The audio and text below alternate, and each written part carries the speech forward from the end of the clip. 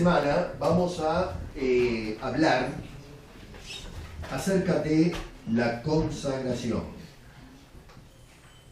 Hermanos, nosotros estamos viviendo en una época en que la iglesia está sufriendo, y debo tener cuidado cuando digo esto, porque no necesariamente es la iglesia de Cristo la que sufre. Porque, a ver, Pablo le decía a Timoteo que el fundamento de Dios está firme. El problema no es con Dios y la iglesia de Dios. El problema es con la neo-iglesia. Es decir, los grupos que supuestamente son de cristianos, que se congregan hoy, pero que han dejado a Cristo fuera. Y que encontramos una especie de consagración o pseudo-consagración. No nos estamos consagrando al Señor. La gente se está consagrando al caudillaje, se está consagrando a las emociones y las experiencias espirituales, le llaman, pero son más místicas que otra cosa. Y lo que vamos observando es una repercusión en la forma en que los cristianos estamos viviendo en la actualidad. Los hogares se nos están derrumbando, hay muchos hogares que tienen hijos fuera de las nupcias, hijos que a veces no llegan a conocer a sus padres. Hay ministros que no son llamados por el Señor y que están causando un daño tremendo a la grey. Jóvenes que están siendo confundidos con nuevas ideologías que lo que traen es más caos y confusión. Estamos en un mundo loco, estamos en una época complicadísima. En el ámbito de la política es un sinsentido, la mentira, el fraude, las economías se expanden pero al mismo tiempo colapsan. En fin, es todo un problema lo que estamos viviendo. Por eso es importante el llamado a la consagración, a reconsagrarnos al Señor, y eso es lo que vamos a tratar de explorar este fin de semana. Vamos a trabajar con Primera de Samuel. Voy a pedir que hablan Primera de Samuel. No voy a hablar de temática y llevarlos por toda la Biblia, porque tiene lo bueno eso, pero quiero trabajar con este libro para que no solamente aprendamos acerca de este tema, sino también para que podamos ver cómo exploramos un libro de la Biblia. No toda Samuel, porque no se puede, hay dos. En realidad originalmente es un solo libro, Primera y Segunda de Samuel, después se dividió. Pero vamos a trabajar entonces con los primeros capítulos, enfocándonos más específicamente en Samuel. Y el versículo que quiero que leamos está en el capítulo 12, versículo 24 y 25, que van a ser los versículos lema, digamos, de toda esta conferencia.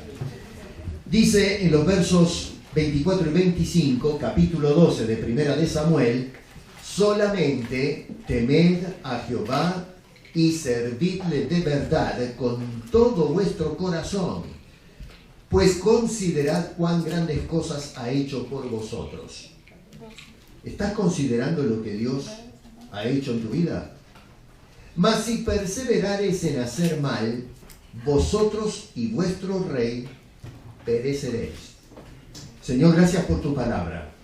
Ahora que vamos a explorar lo que tú has inspirado, Señor, y que has preservado, te rogamos que apliques estas cosas a cada una de nuestras vidas. Te lo pedimos en el nombre de Cristo Jesús. Amén. Muchas veces la gente se pregunta, ¿qué es lo que quiere Dios de mi vida? No se dan una idea, y estoy seguro que con el pastor Fernández ha pasado lo mismo. Se me han acercado y se habrán acercado al pastor preguntando: pastor, ¿qué es lo que Dios quiere de mi vida? Y claro, hay gente que trata de buscar, no sé, un misterio escondido en la mente de Dios que a través del ministro o la persona que está encargada me diga: bueno, mira, yo te voy a decir cuál es el secreto y la perla de oro de preciosa que tiene para tu vida, y que le vamos a develar un misterio escondido. Y resulta que eso no es así, no hay ningún misterio en lo que Dios quiere de cada uno de nosotros. Y este versículo precisamente responde a esa pregunta: ¿qué Dios quiere de mi vida? Bueno, ahí te está diciendo lo que Dios quiere de cada uno de nosotros. El problema es que muchas veces no queremos lo que Dios quiere para nosotros. Entendemos lo que quiere, pero no nos gusta. Dios quiere vidas sacrificadas, vidas consagradas, vidas entregadas al Señor. Ahora, resulta que para entender este asunto, qué es lo que está pasando en esta época en que está ministrando Samuel, tenemos que irnos al final del libro de Jueces. El último versículo del libro de Jueces, mire bien lo que dice este escritor. Dice, en estos días no había rey en Israel, cada uno hacía lo que bien le parecía. Anarquía total. Ponte a pensar un poquito cómo eran las cosas. Los hijos hacían lo que querían, los padres hacían lo que querían, la sociedad hacía lo que quería. Cada persona iba a trabajar todos los días y hacía lo que se le daba la real gana. Si se sentaban a jugar al dominó y después terminaban en conversación, cada uno tenía su propia opinión de las cosas. Y en definitiva, cada uno opinaba y hacía lo que le venía en gana. Ahora imagínense ustedes lo que habrá sido esa sociedad, donde las personas no coincidían, donde existía un libertinaje ideológico que no tenía norte. La gente vivía haciendo lo que les daba la real gana. Y esto es importante tomarlo en cuenta porque estamos hablando de un pueblo que debió de haber hecho la voluntad de Dios, no lo que a cada uno se le da la gana. Miren ustedes los detalles. Dice cada uno, en ese versículo, eso quiere decir que cada individuo dentro de la sociedad hacía lo que le parecía. Un relativismo total. Y luego nos agrega que hacía lo que a criterio de esa persona era lo que se debía hacer. A veces yo leo las noticias, a veces no, las leo a diario, pero me quedo sorprendido de cómo se están dando las cosas en la actualidad. Vivimos en una sociedad en donde cuestionamos toda la autoridad. Hoy cuestionamos la autoridad de los padres. Los hijos tienen esta querella y algunos hasta se divorcian de los padres, se van de la casa.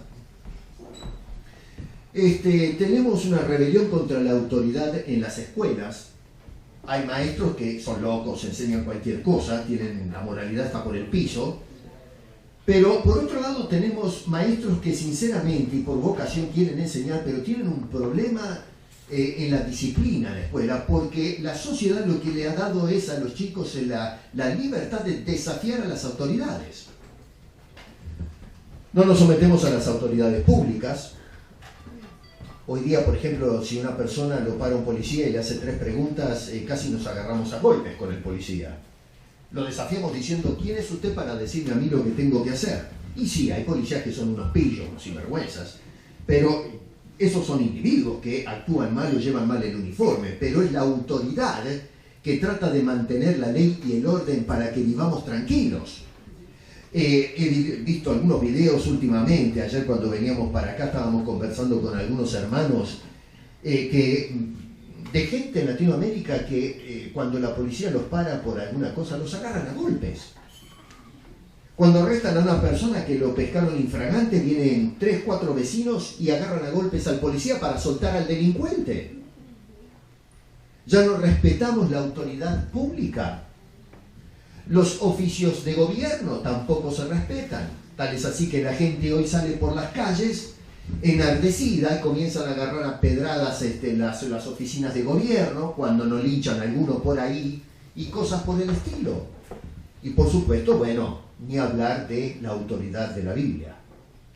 Inclusive hoy dentro de la iglesia mucha gente dice amén cuando leemos la palabra de Dios, pero es un amén sin sentido o insincero, porque cuando se trata de obedecer o de consagrarnos al Señor realmente, la gente pega la vuelta, da el paso hacia atrás. Es decir, decimos un amén sin sentido, no estamos dispuestos a cumplir lo que sale de nuestros labios. Eso sucede dentro de la iglesia. No estamos dispuestos a someternos a la autoridad de Dios. Y esto podríamos ampliarlo mucho más, por supuesto, en otros órdenes de cosas. Hermano, donde se ignora la autoridad de Dios y las autoridades públicas, lo único que prevalece es el caos, la anarquía y la miseria. Entendamos eso. Si en un hogar no existe autoridad, bueno, ese hogar es un caos, es un hogar tóxico. Si en una sociedad no hay un consenso en cuanto a autoridad se refiere, donde hay una sociedad disciplinada y que se somete a la autoridad, lo que tenemos es una sociedad anarquista. Nosotros, igual que en aquellos tiempos, estamos viviendo en un momento histórico en que cada uno hace lo que se le da las ganas. Y vuelvo a repetir, existe hoy una guerra cultural, una guerra de ideas, en donde cada uno es dueño de la verdad, pero resulta que nadie habla la verdad hoy en día. Es la verdad de cada uno, pero no la verdad en sí, que debe ser y es objetiva, que es la verdad de Dios. Entonces estamos hablando acá de una etapa de individualismo radical, según nos dice el libro de Jueces. Se rechazó el estándar divino por el estándar humano, por la política humana, lo que es correcto a criterio de cada uno. Ahora, en los días de Samuel, estamos entrando en un periodo de transición entre la etapa de los jueces y la etapa de la monarquía. Acuérdense, por ejemplo, ahí en el capítulo 8 aparece cuando el pueblo pidió rey por primera vez. Es esa etapa de cambio entre, repito, lo que es el libro de Jueces, donde cada uno hacía lo que le parecía, y viene el libro de Ruth en la Biblia, en el canon, pero entonces el periodo de Samuel abarca esa etapa con la que termina Jueces. Un periodo de cambio, de movimiento, de transición entre esa etapa de los jueces y la etapa de la monarquía hebraica. Hacía mucho tiempo que no se escuchaba la palabra de Dios. Los sacerdotes hablaban, tenían la misión de enseñar y de ofrecer los sacrificios. Todavía el ministerio profético, en la forma oficial como se ve en gran parte del Antiguo Testamento, no se había inaugurado. Y la gente, en fin, estaba supeditada a lo que enseñaban los sacerdotes de Israel. Pero el problema es que el sacerdocio se había convertido en una élite, en una casta de gente corrupta. Elí es el sacerdote que está en turno, y resulta que los hijos de Elí estaban haciendo un trabajo pobrísimo, eran dos delincuentes. Personas que supuestamente tenían que ejercer una labor pastoral, pero sin embargo lo que estaban haciendo es utilizando el ministerio para explotación propia. Había casos de fraudes, de robos, de estafas, de inmoralidad. Eran dos sinvergüenzas los hijos de Elí. El problema con este hombre es que en lugar de haber aplicado desde temprano la disciplina con estos dos hijos que eran unos sinvergüenzas, lo que fue es practicar la laxitud. No aplicó la vara como corresponde.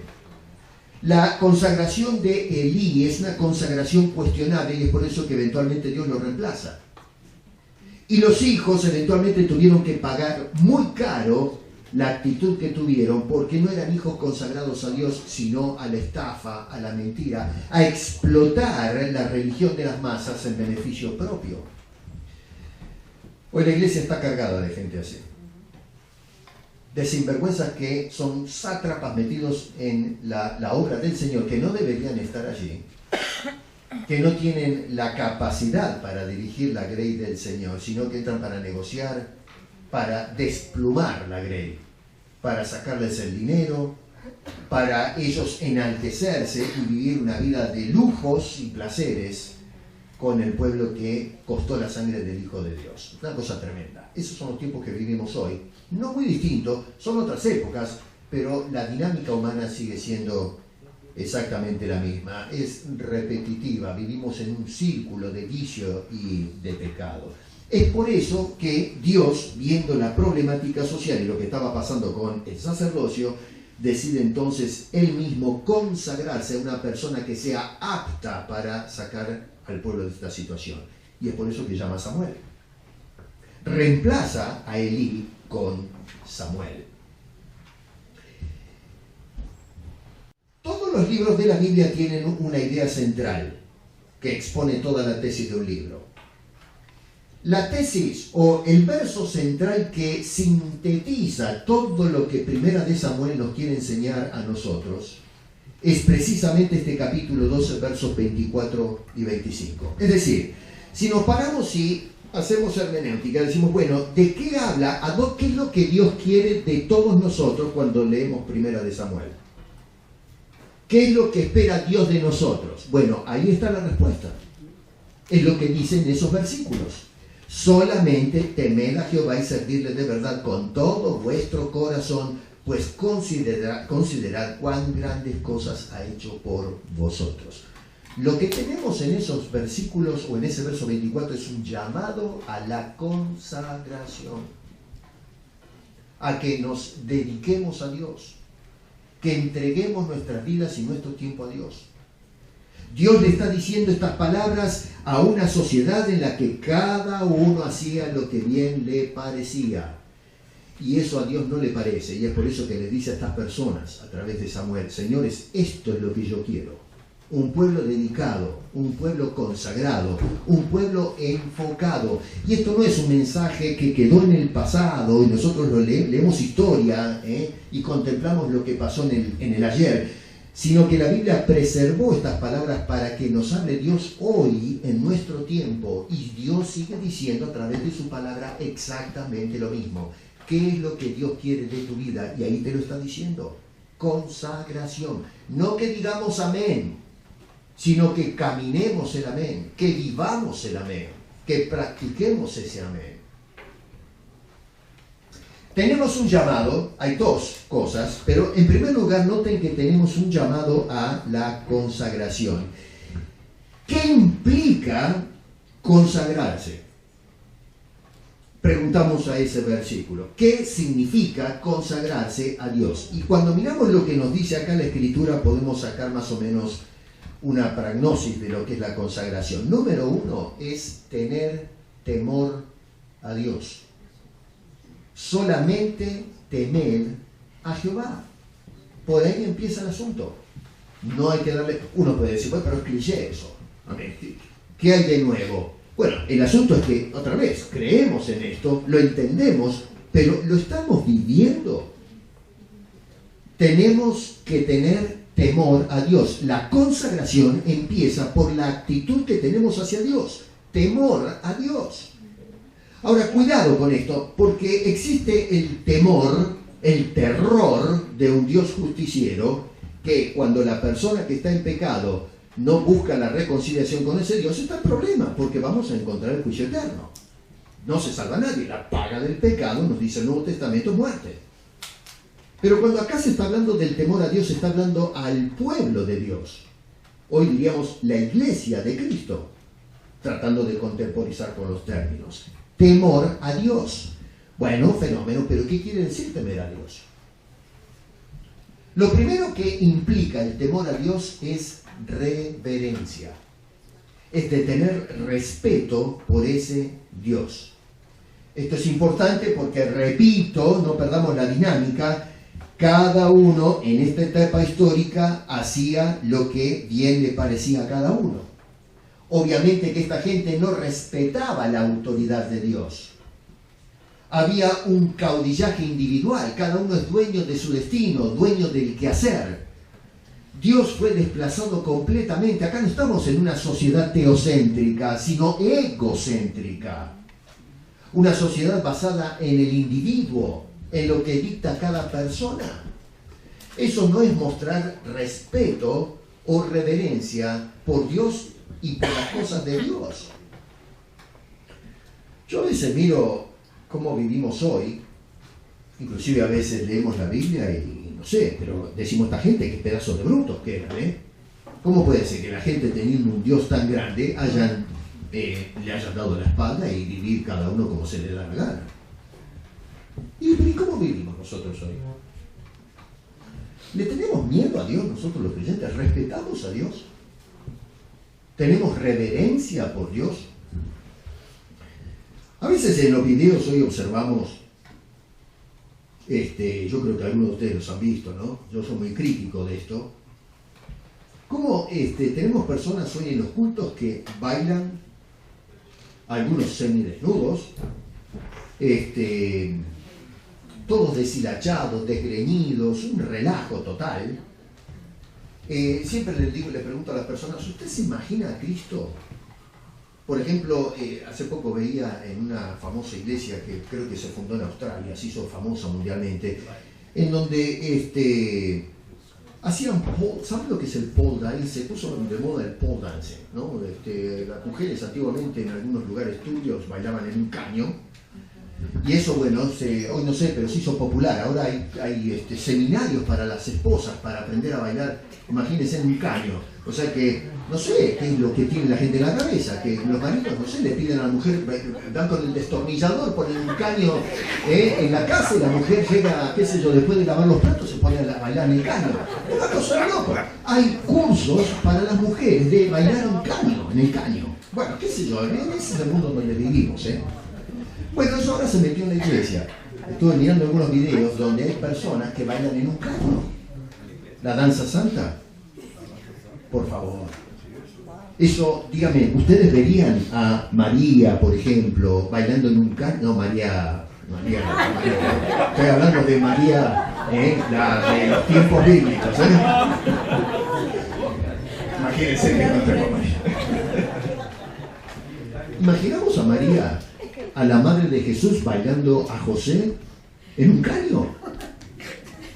Imaginaríamos a Jesús yendo al templo, invitando a mujeres en el patio de las mujeres del santuario a bailar en el caño, a hacer las cosas que se hacen hoy en la iglesia. En nuestra cabeza hay una alarma que dice, no, de ninguna manera. Bueno, ¿y por qué lo hacemos? ¿Por qué se metió esto adentro de la iglesia? No hay respeto por la santidad de Dios. El temor empieza por ese respeto a quien es Dios. Segundo, implica obediencia, y ojo con esto, y sumisión. Las dos cosas. A veces tenemos la tendencia de mirar obediencia y sumisión como un sinónimo, como la misma cosa. No, cuidado, son dos cosas que tienen que ir ligadas. ¿Por qué? Porque a veces podemos obedecer, pero no estar realmente sometidos a Dios. Judas. Cuando el Señor Jesucristo agarró a los discípulos, entre ellos estaba Judas en la etapa temprana del ministerio público de Jesús, le dio autoridad y le dijo, vayan a predicar. ¿Se acuerdan? Lo tenemos, por ejemplo, en Mateo 9 y Mateo 10. Llama, el capítulo 10, verso 1, llama a estos hombres por nombre y entonces les da autoridad y los manda a predicar el Evangelio. Bueno, Judas obedeció.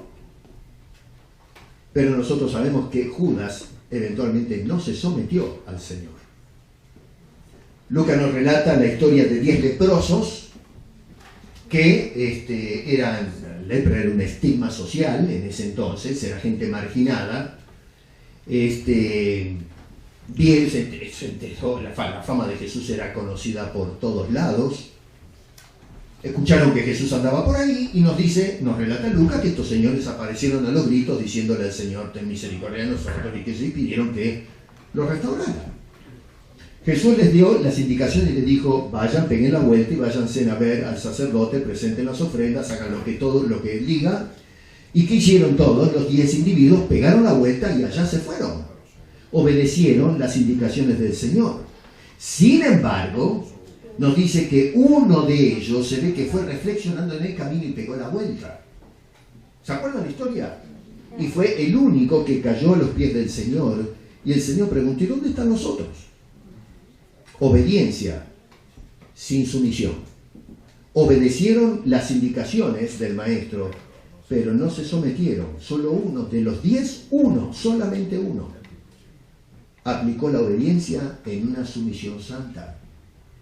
Sí, hoy Estamos acostumbrados a obedecer una serie de prerrogativas que nos dicen a veces en la iglesia, hay que vestirse de cierta manera, hay que hacer esto, hay que venir a cierta hora. Hoy nos están diciendo, levántense, vengan a tal hora y qué sé yo, y seguimos, ¿no es cierto?, las reglas. Pero dime una cosa, ¿te sometes al Señor de las reglas? Nosotros podemos someternos cuando entregamos o consagramos todo lo que somos a ese Dios a quien estamos venerando. El temor a Dios implica la obediencia a Dios y la sumisión incondicional a ese Dios. Que cuando Dios demanda algo de nosotros decimos, sí Señor, amén, eso es lo que se va a hacer. Reverencia o respeto, obediencia y sumisión. Y número 3, el huir del pecado. Hermano, a ver, yo no sé, pero a veces tenemos la tendencia de entender el concepto del pecado, pero no estamos aplicando las enseñanzas a la realidad que vivimos, y muchas veces los cristianos pecamos. Vivimos pecando. Cuando el pastor te dice, ve a la iglesia a orar y no vas, estás pecando. Cuando te están llamando los domingos a que te congregues y no vas, entiendo que si no vas porque te enfermaste o tienes que trabajar o algo, es entendible.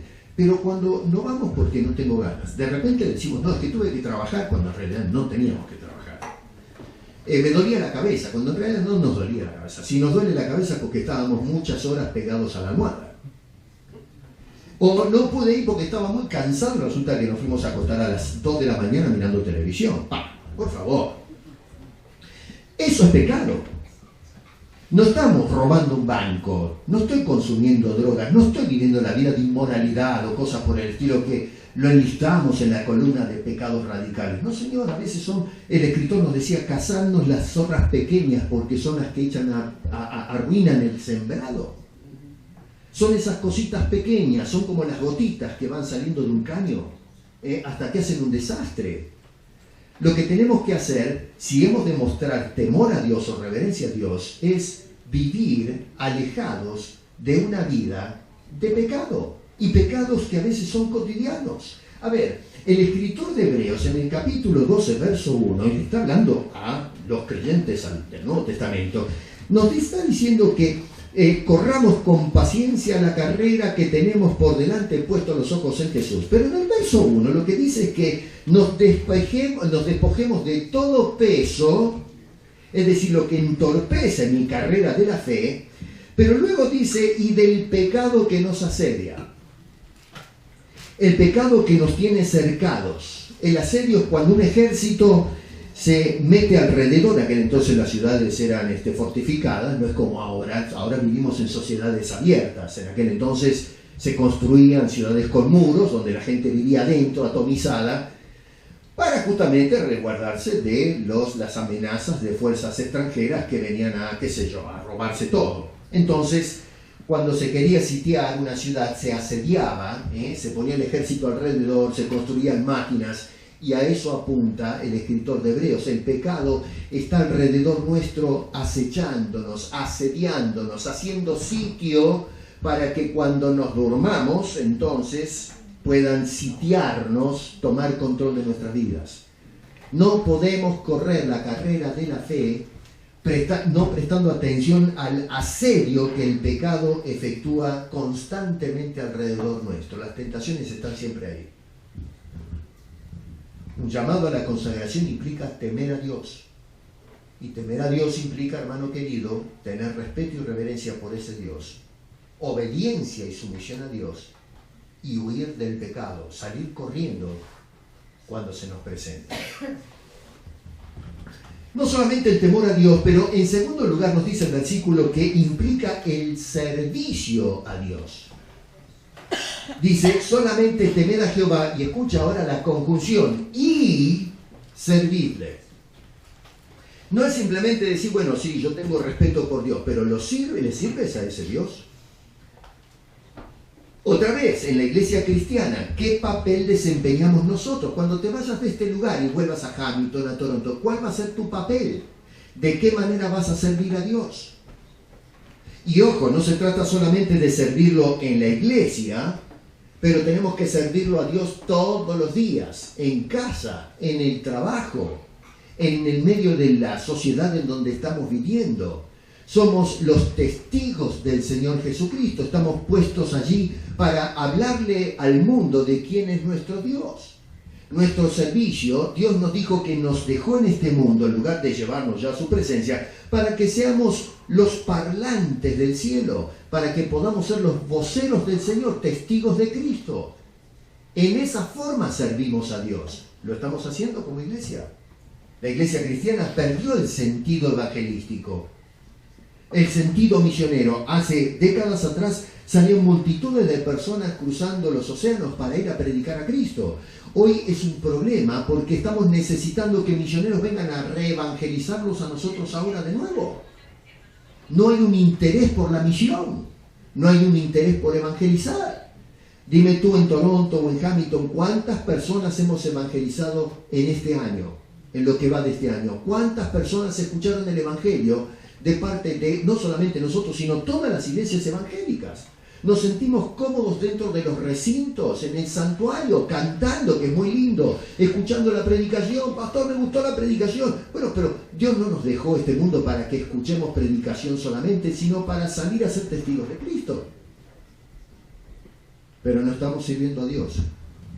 Así como el pueblo de Israel en esta etapa no estaba sirviendo a Dios. Sí, claro, ofrecían sacrificios, estaba el sacerdocio, Elí era un sacerdote, pero sin embargo era un servicio nulo, no servía, no era un servicio aprobado por el Señor.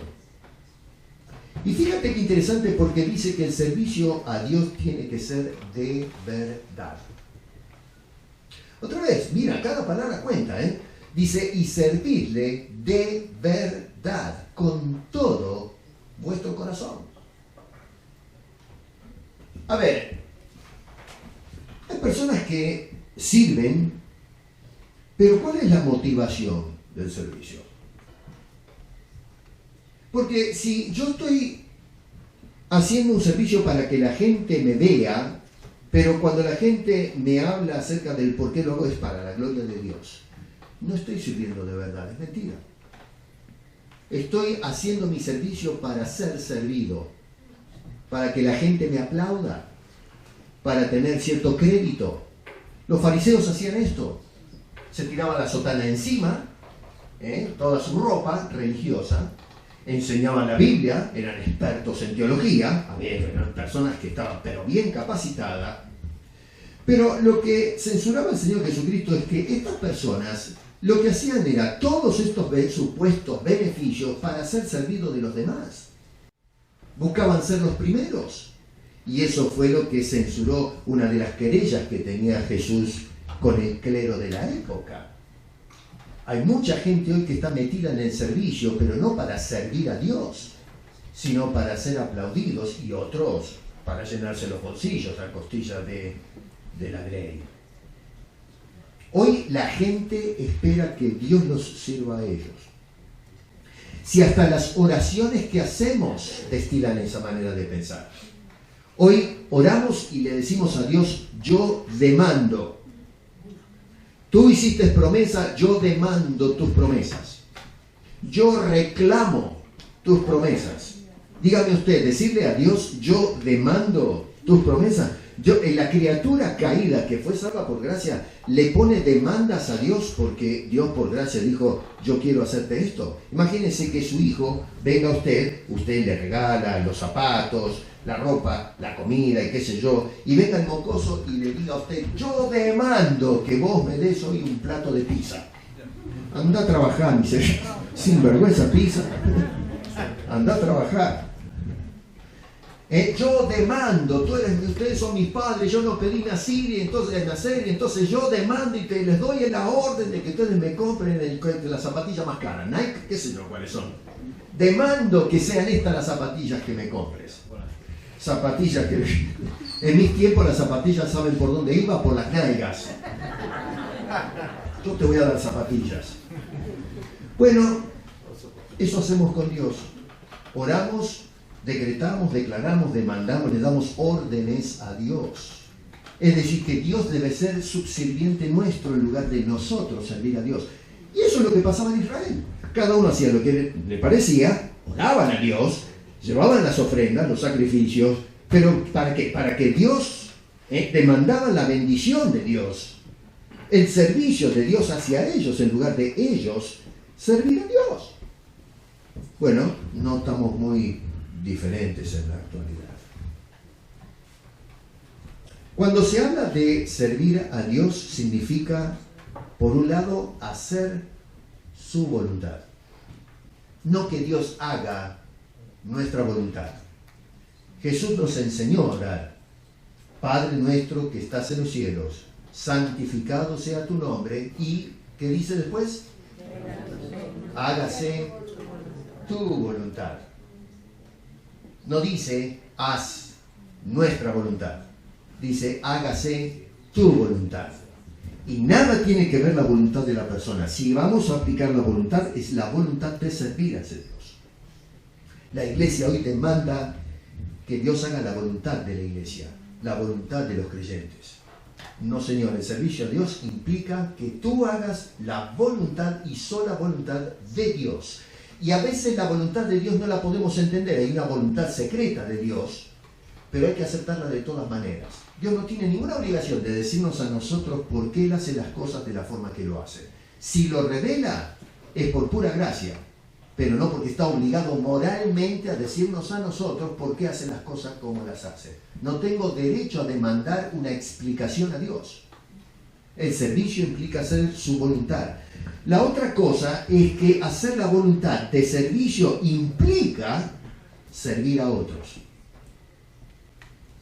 Sí, a veces no nos cae esto, no entendemos que Dios nos dejó a nosotros en este mundo y en esta sociedad y en esta época para que sirvas al prójimo. La persona que dice que sirve a Dios pero no va a servir al otro, no está sirviendo a Dios. Porque la razón del por qué existimos como iglesia es para servir a la sociedad predicándole el Evangelio. ¿Ustedes creen que no es un servicio decirle a la persona, mira, te vas al infierno? Te estoy tirando el salvavidas, te estoy dando la alternativa para que no vayas al infierno. Estamos haciendo un servicio, el mejor de los servicios. Estamos salvando eternamente a esa persona en nombre de Cristo Jesús. Nosotros tenemos que aprender a servir sirviendo a otro. Qué lindo es cuando hoy veíamos a la mañana, mientras estábamos todos sentados allí esperando como los pollitos en el nido, ¿no? Que abren el pico, hasta que viene la mamá y trae el gusanito, y que, bueno, no nos dieron gusano, ¿no? Gracias a Dios. Nos dieron un buen plato de comida. Pero había un ejército de personas que se estaban moviendo desde temprano. Y sonó la alarma. Yo salí corriendo del cuarto, no sé qué había pasado. A ver qué era lo que sucedía. Y ahí estaban en la cocina rompiendo, partiendo huevos. Ya cuando yo vi la fuente ya vi una cantidad enorme de huevos, así que estuvieron un buen rato antes que suene la alarma trabajando para que nosotros podamos comer. Eso es servicio. Nadie les va a pagar. No lo hicieron porque están esperando la propina. Si la esperan tan sonado, porque sí, lo hicieron porque lo llevan en el corazón. Planearon todo el programa para que pasemos un buen tiempo desde Hamilton. Servicio a otros. Ahora, no lo hacen, yo estoy seguro que, conociéndolo a estos hermanos, no lo hacen para que le des el aplauso, que estaría bien hacerlo, ¿no? Pero no están haciendo eso están esperando las horas para que al fin escuchen las palmas. No, lo hicieron para servir al Señor, para servir no al ojo, sino al Señor que les puso en el corazón hacer esto. El servicio implica servir a otros. Cuando vuelvas otra vez a la ciudad, ponte a preguntar en qué manera puedo servir a mi prójimo, a mi semejante, y especialmente a los hermanos en la fe. Y hazlo, porque de esa manera le ofreces un servicio al Señor. Y en tercer lugar, tenemos que envolvernos en los asuntos de Dios cuando se trata de servicio. Repito, a veces la gente dice, yo sirvo en el trabajo, yo sirvo en esto, pero ¿de qué manera sirves a Dios en el trabajo? Si no estás envueltos en los asuntos del cielo, aunque te portes bien, eso no es servir en las cosas del cielo. El servir en las cosas de Dios implica que todo lo que haces va a mostrar de alguna manera que eres un cristiano y que estás testificando acerca de lo que eres y lo que es el cielo para tu vida. Tenemos que ser honestos, ya vamos a hablar de eso, de la honestidad de Samuel en su momento, pero a veces tenemos un concepto equivocado de lo que es el servicio. Tenemos que volvernos a los asuntos de Dios. Cuando vuelvas, si has de consagrarte, tienes que consagrarte en el servicio. El apóstol Pablo, cuando escribía la carta a los romanos en el capítulo 12, él dice que ofrezcamos nuestros cuerpos en sacrificio vivo, santo, agradable a Dios, que es nuestro culto entendido o culto racional. Sacrificio, entrega, servicio a Dios, envolvernos en los asuntos de Dios. A veces estamos más envueltos, como esta sociedad, en los asuntos del mundo que en los asuntos de Dios. Lo que tenemos que hacer es empezar por consagrarnos a los asuntos del Señor. Un llamado a la consagración implica temor a Dios. Número 2, el servicio a Dios. Número 3, gratitud a Dios. Otra vez dice este hombre, servirle de verdad con todo vuestro corazón, pues considerad cuán grandes cosas ha hecho por vosotros. ¿Qué quiere decir esa frase? Sean agradecidos. Pónganse a pensar lo que tienen hoy ustedes gracias a ese Dios. El problema es que hoy no estamos viviendo en gratitud, estamos todo el tiempo demandando y pidiendo más. Una persona que no se consagra es ingrata. Una persona que no sirve a Dios que lo salvó es ingrato. Una persona que no le da la mano al necesitado es ingrato, porque cuando le pedí a Dios que me dé la mano, me la dio. Y no estamos siendo recíprocos a eso. La vida agradecida es la vida que sirve a Dios y sirve a los demás, que está entregado a las cosas del Señor. Noten que dice este hombre, considerad. La consideración implica que vamos a reflexionar, nos vamos a sentar y a pensar cuántas cosas ha hecho Dios por nosotros. Hoy la iglesia se sienta a considerar, pero se sienta a considerar qué es lo que Dios podría hacer por nosotros. O qué quisiera que Dios haga por nosotros. Estamos todo el tiempo esperando más. Nunca es suficiente para nosotros. Siempre estamos demandando y esperando más de Dios. Y no vivimos agradecidos de todo lo que Dios hizo por nosotros. Miren, el apóstol Pablo, cuando escribe a los Efesios en el capítulo 1, versículo 3, dice, gracias sea a Dios y Padre, doy gracias a Dios y Padre de nuestro Señor Jesucristo, que nos bendijo. No que nos bendice o nos va a bendecir, está hablando en tiempo pasado. Nos bendijo con toda bendición espiritual en los lugares celestiales en Cristo. Este hombre está observando que ya tenemos promesas claras, que en un sentido las ve como cumplidas, porque está hablando de los lugares celestiales, pero dice que eso que vamos a recibir en el futuro ya fue dado por el Señor. Ya es nuestro patrimonio. Entonces ahora lo que nos toca es vivir todos los días agradecidos por ese patrimonio que Dios ya nos concedió. Pero esto no entra en nuestro cómputo. ¿Cuántas veces le decimos a Dios, gracias Señor por la cruz? Gracias por haberme salvado, vil pecador. Gracias Señor por levantarme del hoyo de la mugre, del pecado, de la ruina, condenado eternamente. Gracias por haberme manifestado tu gracia inefable, tu amor infinito, por reflejar tu santidad. No, estamos todo el tiempo demandando a Dios. Sírveme, ayúdame. Y no digo que no tenemos que orar pidiendo, la Biblia nos dice que pidamos, pero a veces lo hacemos en una forma egoísta y demandante. Dice este hombre, consideración, considerad, y considerad lo que Dios ha hecho. Esto que nos está diciendo aquí este versículo está en total contraste con la situación sociopolítica de la época. Cada uno hacía lo que bien le parecía. Nadie se sentaba y decía, a ver muchachos, ¿por qué no nos sentamos y conversamos qué es lo que Dios quiere de nosotros? No, Señor. Cada uno se iba por su lado y hacía lo que bien le daba la gana. ¿Cómo aplicamos esto? ¿Qué es lo que sacamos de estas palabras? Número uno, tenemos que aprender, hermanos. Si hemos de consagrarnos, tenemos que aprender y acostumbrarnos a reconocer las bendiciones que recibimos del Señor. Porque eso es lo que está diciendo este pasaje. Considere lo que Dios ha hecho. Nosotros hoy tenemos que empezar por considerar, por reflexionar y reconocer, entender claramente, identificar cuáles son las bendiciones que Dios ha derramado en tu vida. La segunda cosa que también implica consagración es vivir responsablemente dedicados a Dios. La gente vive dedicada al trabajo. Algunos viven dedicados a la familia, es decir, ponen la familia primero que a Dios, se convierte en el ídolo. Y ya vamos a hablar de eso, acerca de la familia después. Gente que está dedicada a los estudios, el éxito, los títulos. Está bien, tiene su lugar eso, pero primero es Dios. Y debemos dedicarnos completamente a ese Dios.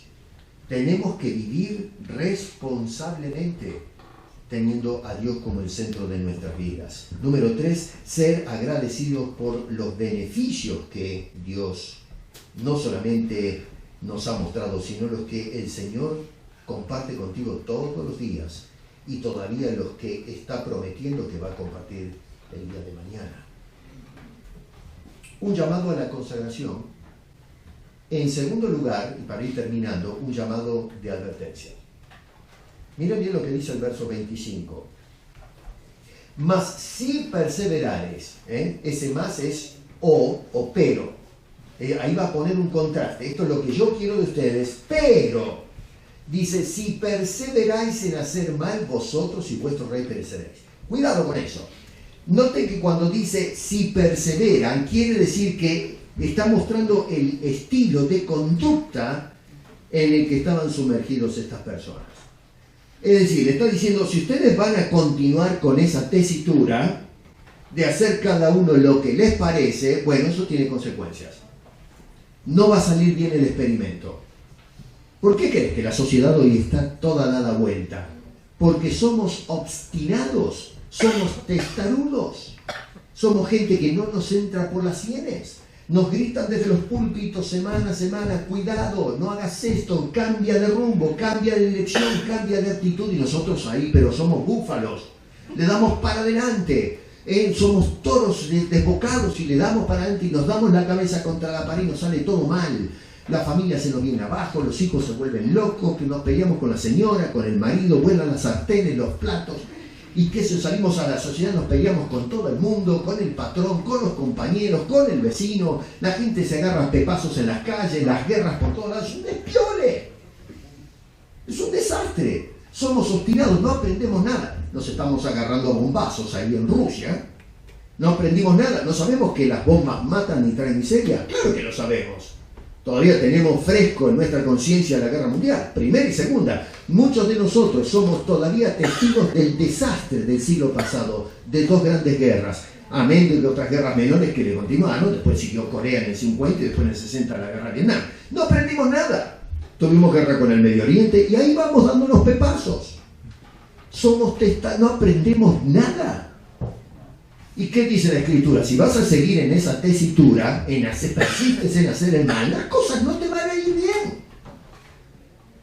Dios nos llama a la consagración y la gente dice, no, a mí eso no me interesa. Hoy a lo mejor alguien acá que diga, bueno, estuvo lindo el retiro, pero yo voy a seguir en la mía, haciendo lo que a mí me parece. Bueno, te va a ir mal. Las cosas te van a ir mal. El hogar te va a ir mal. Los hijos te van a salir chuecos. Por ahí vas a tener problemas en el trabajo, problemas sociales, te va a ir mal, porque la fórmula no funciona. Otra vez vemos la historia del pasado, donde cada uno hacía lo que bien le parecía. Y resulta que terminaron en manos de los filisteos, que les dieron una pateadura tremenda, les llevaron el arca, pasaron un papelón tremendo. Pensaron que con esa manera de gobernarse, las cosas iban a funcionar mejor, hicieron un desastre con la sociedad. Hoy estamos haciendo lo mismo en la iglesia. Se nos está diciendo que estamos haciendo las cosas mal y la iglesia obstinada sigue allí en el error, en problemas teológicos, en una conducta reprobable, en una adoración que es cuestionable y seguimos testarudos. No queremos hacer cambios. Bueno, dice, si continúas en eso, pereceréis, dice el Señor. Esta era gente que ya estaba consagrada en hacer el mal, en lugar de estar consagrados en hacer la voluntad de Dios. Capítulo 8, verso 20 dice, nosotros seremos también como todas las naciones. Ya voy a explorar eso más adelante. Pero miren, miren la manera de pensar de estos pedazos de adoquines. Hay que ser bruto. Ellos quieren ser como el resto de las naciones. Yo quiero ser como los otros. Yo quiero ser como, qué sé yo, los paganos que viven a la que te criaste. Bueno, así queremos ser nosotros. La política de ellos, cómo mueven las economías, cómo se desenvuelve la sociedad, cómo son los hogares, así queremos ser. Queremos tener un caudillo como tienen los demás, teniendo a un Dios glorioso que los había rescatado de la miseria y los había puesto en la buena tierra que disfrutaban, y ellos decían, no, queremos ser como los otros. Se olvidaron que los otros fueron los que los esclavizaron por 400 años en Egipto. ¿Se acuerdan de eso? En la saga del Éxodo. Hermano, el apóstol Santiago nos recuerda en el capítulo 4 de su carta, ¿no sabe que la amistad del mundo es enemistad contra Dios? Nosotros pensamos que haciendo consenso con el mundo vamos a salir ganando la cuña. Y sin embargo las Escrituras nos dejan claro que una amistad comprometida con el mundo nos lleva a las de perder. Incluso nos acusa de adúlteros, espiritualmente hablando, ¿no? Perseverar en lo que está mal, en lugar de hacer los cambios en nuestras vidas, tiene consecuencias nefastas. Repito, el Señor nos advierte, así como nos hace un llamado a la consagración, que es el tema de toda la primera carta de Samuel, nos hace un llamado de advertencia. Ojo, no se puede jugar con Dios. No podemos vivir haciendo lo que a cada uno le da en gana, porque eso nos lleva a un fracaso rotundo. Termino con las palabras de San Agustín de Hipona, el gran teólogo del siglo V. La consagración es el camino que nos lleva a una comunión más profunda con Dios, transformando nuestras vidas en un testimonio viviente de su amor y su gracia. ¡Qué tremenda definición! Eso es verdadera consagración. Esta introducción es para llamarnos a reflexionar. ¿Estás viviendo haciendo lo que a ti te da la gana o estás dispuesto a someterte a la voluntad de Dios? La voluntad de Dios demanda consagración, y la consagración implica temor a ese Dios, servicio a ese Dios y un corazón agradecido a ese Dios. Todo lo demás nos puede llevar a un camino de ruina, y la advertencia del verso 25 es vital para que entendamos esto. Quiera Dios que cuando nos vayamos de acá podamos volver personas reconsagradas para el servicio del Señor y para su bendita gloria. Señor, gracias te damos por haber preservado esta situación que se dio hace muchos siglos atrás, en los días de Samuel, de tu siervo. Un hombre que fue enviado a trabajar en medio de una sociedad anárquica, gente que en lugar de obedecer a Dios hacía cada uno lo que le parecía. Y hoy vivimos en un ambiente semejante. Ayúdanos a nosotros, Señor, a tomar nota de tu palabra y poder entonces aplicar esos principios para que nuestras vidas sean vidas consagradas al servicio y la glorificación de tu nombre. Oramos y hacemos esta humilde oración en el nombre de Cristo Jesús. Amén. Amén.